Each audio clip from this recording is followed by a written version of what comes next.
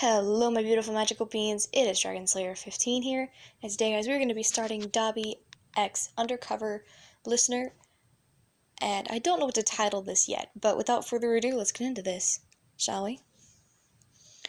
You sat on a small couch in the LOV base, your arms wrapped around Dobby. The two of you had been dating for almost a year, and you couldn't be happier. You had met him shortly after joining the LOV, and the two of you had bonded not only over the fact that both of you agreed that the hero system was corrupt and needed to be taken down, but you found a lot of similarities between the two of you. You had hated the hero system ever since you had tried to get accepted into several hero schools all over the world, and they never wanted you. Your quirk is a villain's quirk, they'd say. Your quirk was called Peacekeeper. You could literally take someone's quirk, take a piece of it, and incorporate it into your DNA. And everyone you stole from always said that they felt like you had taken a piece of their soul. But the thing that freaked people out the most were your eyes. Your eyes were normally a bright crimson red, but when you'd steal someone's quirk, they would be completely devoid of pigment. But when you gave it back, they turned as black as midnight. "Don't you have a meeting with those stupid 1A brats today?" Dabi asked, giving you a side glance. "But I'm comfortable," you mumbled, burying your face into his arm. He pushed you off of him and told you to go get ready. You got up, grumbling, and went to change into your costume. When you walked back out, you could feel Dobby staring at you. "Dobby, I swear to All Might, don't get any ideas." You sneered as you gave him a sideways glance.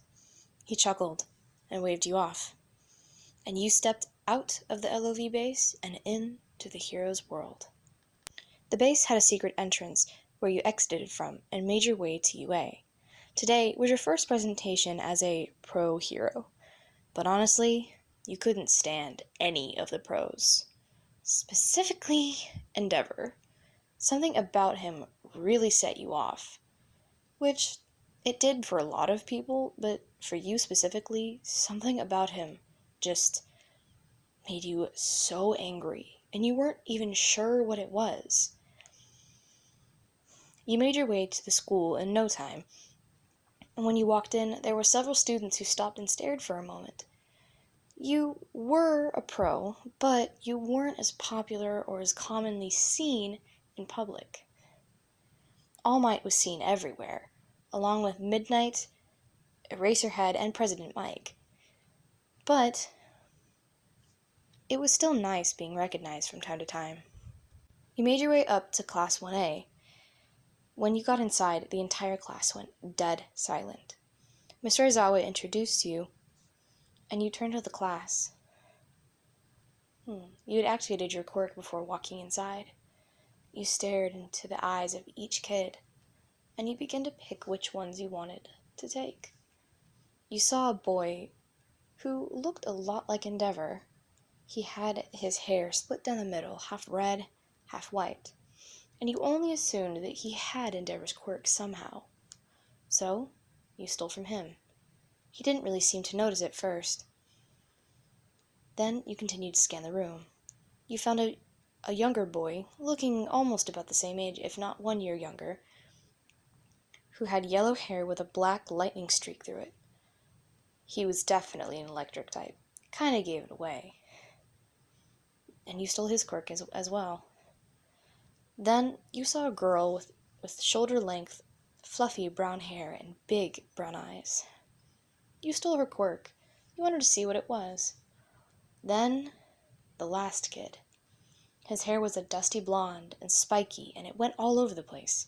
Kind of like Dobby's, but a lot pointier. Then you introduced yourself. "Hello, I'm Peacekeeper." The room was silent for a couple seconds, before one student raised their hand. It was a boy with spiky red hair. You kind of liked him. He seemed bubbly. His personality seemed very, very friendly. and almost charismatic. "So, what's your quirk? I think a lot of us here actually want to know that," he said with excitement. You chuckled to yourself. "Oh, well, I can definitely show you. Now, there are 4 students in this room that I have taken their quirks. I want them to come up when I say the quirk name." You started with a boy that looked like Endeavor. "Fire and ice," you said, and the boy stood up. Then you said, "Explosions," and the boy with the spiky hair stood up. The other 2 were the same. You told them to walk in front of the class and stand there. Then you deactivated the first part of your quirk. Your eyes turned back to that beautiful crimson red color that they were before. Then you activated Endeavor's son's quirk, who you later learned his name was Shoto Todoroki. You activated his quirk and activated the fire side first. You stood there staring at that brilliant flame. It was beautiful. Then you stopped and activated the ice side. It was weird, feeling cold. It spread up your arm, over your shoulder, across your collarbones, up your neck and onto your face. But it felt good. It was nice. Then you looked at him, and your eyes became black. He looked surprised for a moment. Then you told him to sit back down, which he did. Then you turned to the boy with the spiky hair, and you activated his quirk instead. A surge of energy flowed through you. It was powerful, incredibly powerful. Then your hands were set alight. Large explosions flew from your hands, but not too large. They were just the right size. You watched him stare in bewilderment. Then that bewilderment turned to anger. "How did you do that? Why did you do that? Give me my quirk back," he said angrily. You stared at him for a second, then waved your finger in the air. "I decide when I give it back. And you know what? I might not, just to teach you a lesson," you said with a smirk. He crossed his arms and stared at you, his red, beady eyes shooting daggers into your very soul. If you had one, that was. Then your eyes went black and you gave his quirk to him. He stared down at you for a moment, but then dejectedly went back to his seat. Then you switched to the brown-haired girl's quirk. You levitated a student off of their desk and up onto the ceiling. They screamed in shock and bewilderment as they hit the ceiling with a slight thud, and you looked at the student that you had levitated. It was a girl with long, black, flowing hair up in a tight ponytail. She was beautiful, very pretty. And she sat there quivering and shaking, asking you, begging you to put her down. And you did, gently. And the girl just stared at you. Then you turned back to the brown-haired girl and asked her name. She said her name was Ochako Uraraka. "Well, Ochako, I think your quirk is very well handled." "Well, by me, of course. You, on the other hand, do need to learn how to handle certain things. I know that you know how to handle living things, but you need to harness it better," you said, and gave her quirk back.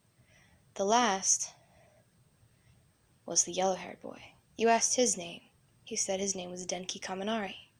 You immediately recognized the last name. You had heard about them before, and you knew that they were extremely powerful. Then you felt a cold chill run down your arms and your spine. Then you could feel the hot electricity as if it was in your veins. It felt amazing, almost intoxicating, how powerful you felt. You shot out a large bolt of lightning into the ceiling. And Denki stepped back, afraid of what you were doing.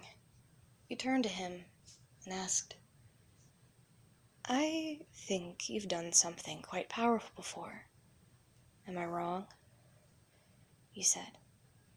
And he shook his head. You were right. He had done something. But it was admirable, you thought. Then you gave his quirk back. After he sat down, you turned to the rest of the class. My quirk helps me keep other people safe. I do not keep quirks unless I feel like I have to. And there's only one that I've ever actually kept.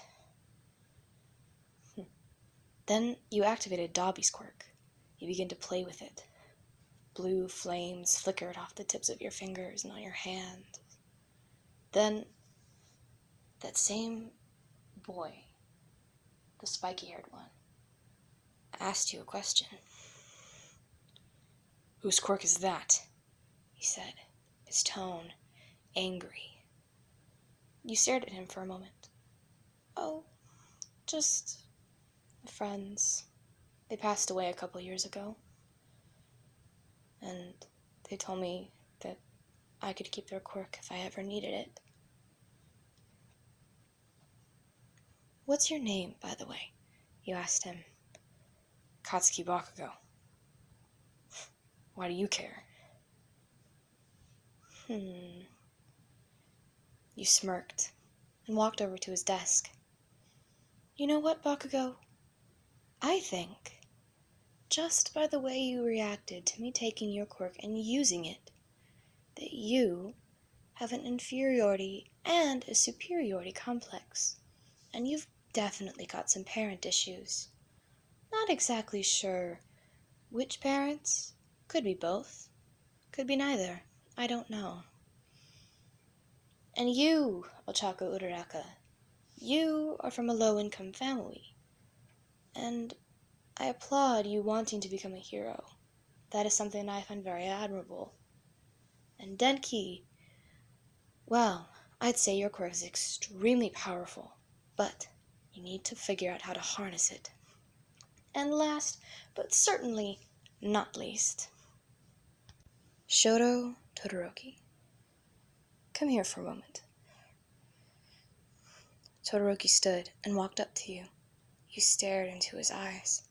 His eyes were quite beautiful. One was a deep, dark gray. It almost looked metallic. The other was an icy blue. You immediately recognized it as Endeavor's. But then you recognized something else about those eyes.